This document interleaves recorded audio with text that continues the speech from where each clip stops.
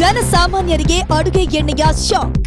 6 ತಿಂಗಳಲ್ಲಿ 2 ಬಾರಿ ದರ ಏರಿಕೆ. ಜನಸಾಮಾನ್ಯರು ಬೆಲೆ ಏರಿಕೆಯ ಬೆಂಕಿಯಿಂದ ಬೇಯುತ್ತಿದ್ದಾರೆ.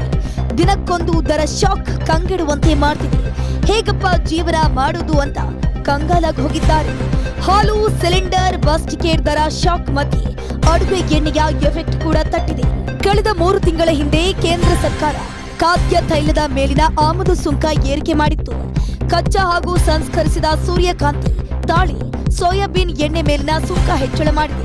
ಇದರ ಬೆನ್ನಲ್ಲೇ ನಗರದಲ್ಲೂ ಎಣ್ಣೆಯ ಬೆಲೆ ಏರಿಕೆಯಾಗಿದೆ. ಪ್ರತಿ ಲೀಟರ್ ಮೇಲೆ 10 ರಿಂದ 15 ರೂಪಾಯಿ ಹೆಚ್ಚಳ ಮಾಡಿರುವ ಮಾರಾಟಗಾರರು ಪರಿಷ್ಕರಣೆ ದರದಲ್ಲೇ ಮಾರಾಟ ಮಾಡ್ತಿದ್ದಾರೆ.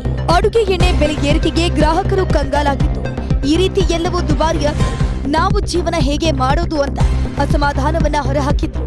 ಒಟ್ನಲ್ಲಿ ಬೆಲೆ ಏರಿಕೆ ಬರೆ ಮಧ್ಯೆ ಅಡುಗೆ ಎಣ್ಣೆ ಜೇಬಿಗೆ ಕತ್ತರಿ ಹಾಕ್ತಿದೆ. ಇದು ಜನಸಾಮಾನ್ಯರಿಗೆ ಮತ್ತಷ್ಟು ಹೊರಲಾಗದ ಹೊರೆಯಾಗಿದ್ದಂತೂ ಸುಳ್ಳಲ್ಲ.